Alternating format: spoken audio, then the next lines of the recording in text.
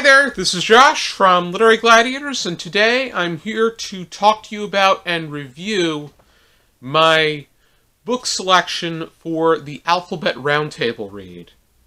The participants of the Alphabet Roundtable Read were each randomly assigned a letter, and we had to read a written work that starts with that letter. The letter that I drew was N. So the book that I decided to review that started with the letter N is No Country for Old Men by Cormac McCarthy. I have meant to revisit McCarthy after having read The Road. I wanted to learn more about his writing and whether or not the habits that he demonstrates in The Road can apply to all of his works. The answer is yes.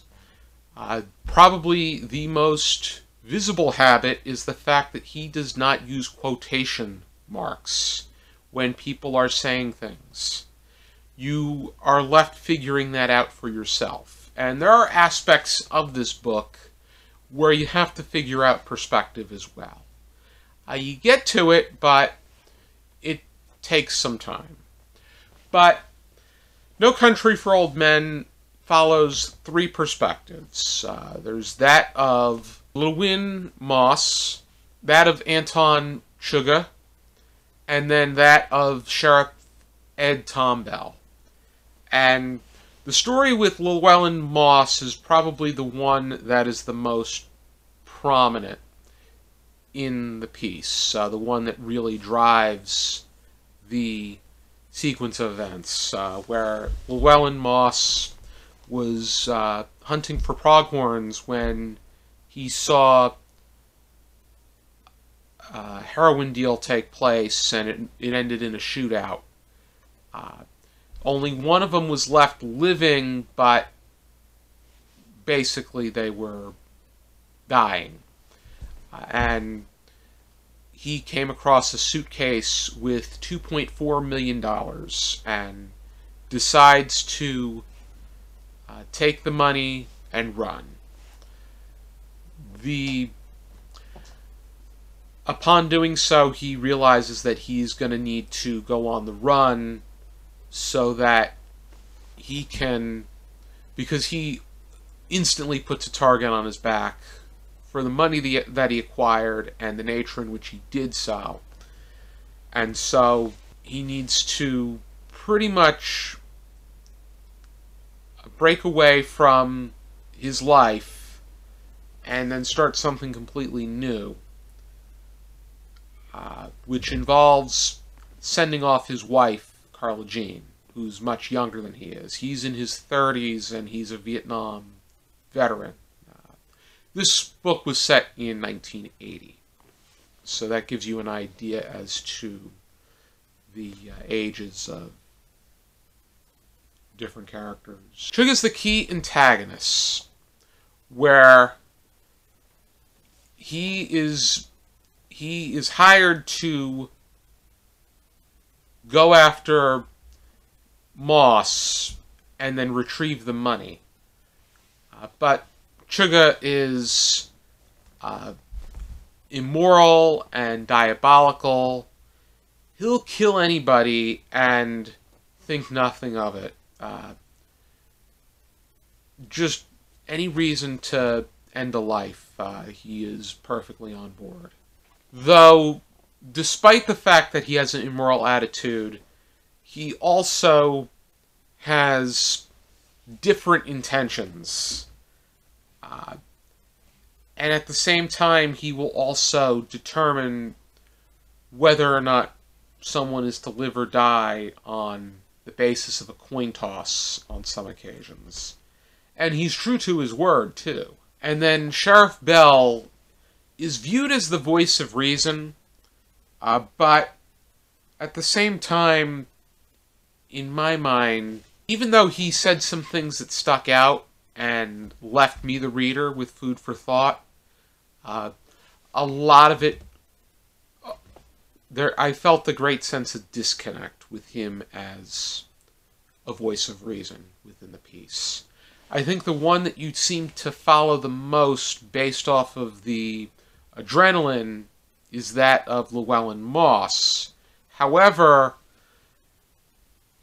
you question a lot of his decisions because he could have made it a heck of a lot easier for himself just by getting himself a car as soon as possible and getting away from everything that was taking place. But instead, he creates a problem for himself, and that's how everything takes place. Sheriff Bell is also, despite being involved in the case, wants to do what he can to help out Llewellyn Moss. And I think that there is a sense of partiality to that, but I think it's on the basis of his admiration for Llewellyn and having served his country, because Sheriff Bell is disgusted by the way that the Vietnam veterans were treated, and that there was a much darker and more heinous reason as to why everything took place. It dealt with something more crooked and corrupt. I think that some of the strengths within this piece have to do with the... I think that McCarthy does a good job as far as approaching politics and approaching circumstances of this nature objectively. I think that he approaches it in a way that allows the reader to think for themselves and come up with their own conclusion. And that good people can possess any kind of view. He doesn't seem to come in and slant anybody in any particular way. And I think that that's a very strong quality, especially in today's day and age. I think when you're writing a well-written character, they need to be able to demonstrate that reflection of a powerful example of their particular belief. And it also demonstrates the imperfections about those among those that mean well. And that imperfection does not matter among those that are ruthless. That for people like Chigga and other antagonists, that as long as they have the resources to make bad decisions, the only goal is to not get caught to a point of being contained with no escape. One of Sheriff Bell's good points that he made, he did so on page 64. He said, and I quote, "It's an odd thing when you come to think about it. The opportunities for abuse are just about everywhere. There's no requirements in the Texas state constitution for being a sheriff. Not a one. There is no such thing as a county law. You think about a job where you have pretty much the same authority as God, and there is no requirements put upon you, and you are charged with preserving non-existent laws, and you tell me if that's peculiar or not. Because I say that it is. Does it work? Yes, 90% of the time. It takes very little to govern good people. Very little. And bad people can't be governed at all. Or if they could, I never heard of it." That speaks a lot about the way things work. About when you're relying so much on restriction, the only thing it's doing is making it harder on the good people, because bad people don't follow laws. Bad people don't care about laws. That's why they're bad people. They don't acknowledge the rules. In some cases, they don't care about the consequences. In other cases, they feel that they're over the consequences and can dodge them. And case in point, if all they need is to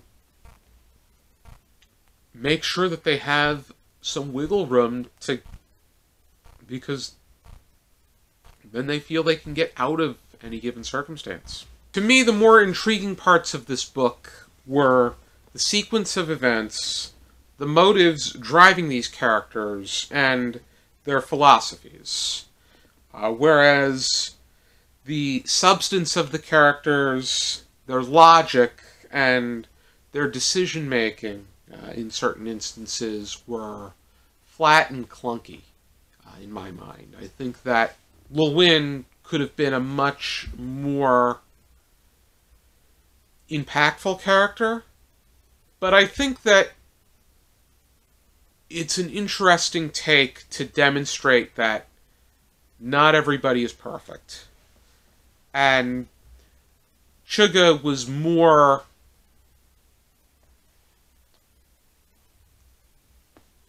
alert of everything that was going on, and it seemed like as a character he flourished more than Llewyn, even if Llewyn had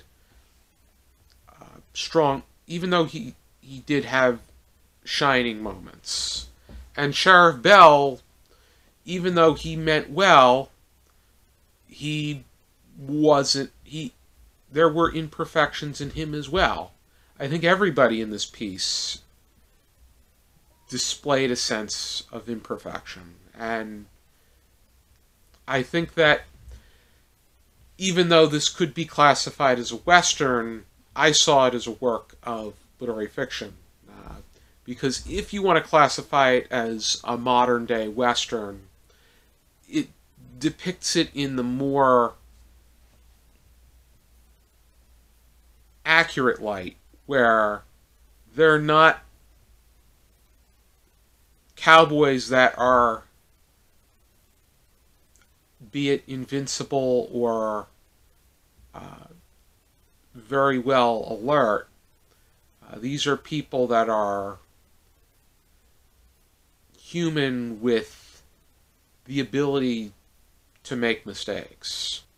They're in a landscape where everybody has particular intentions.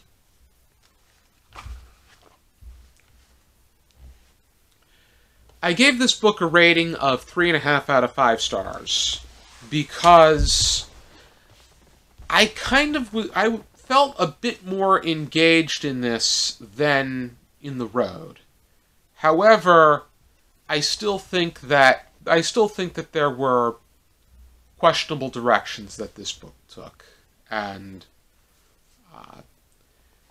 I think that it was still imperfect, and it took directions just so that it got to just so that it was forced into particular points.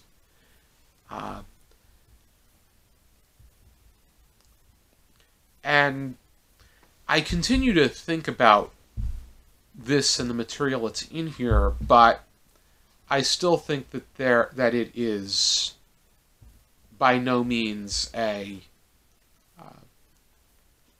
perfect book. Or I think that it was just pretty good in my mind. I would be inclined to read more by Cormac McCarthy. I do want to pick up Blood Meridian at some point. And I did acquire quite a few of McCarthy's books. So I'm not lacking in that retrospect. But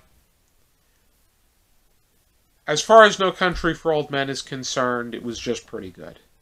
It was adapted into a film in 2007. It won the Academy Award for Best Picture.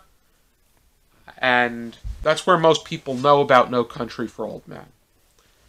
And it just so happened that I read the book, and I would like to watch the film, though I did also read a summary, and there are quite many similarities between the two.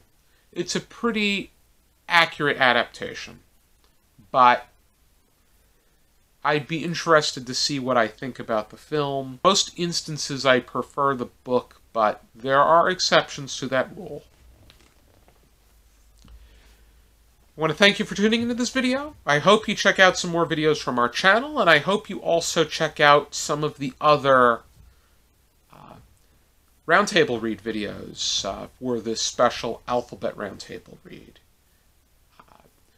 I really think this is an interesting thing that we did here. And I want to thank you for tuning in. If you like what you see, please subscribe. And if you really like what you see, please support us on our Patreon, for the money that we make will allow us to provide you, the viewer, with even more great content. For now, keep reading.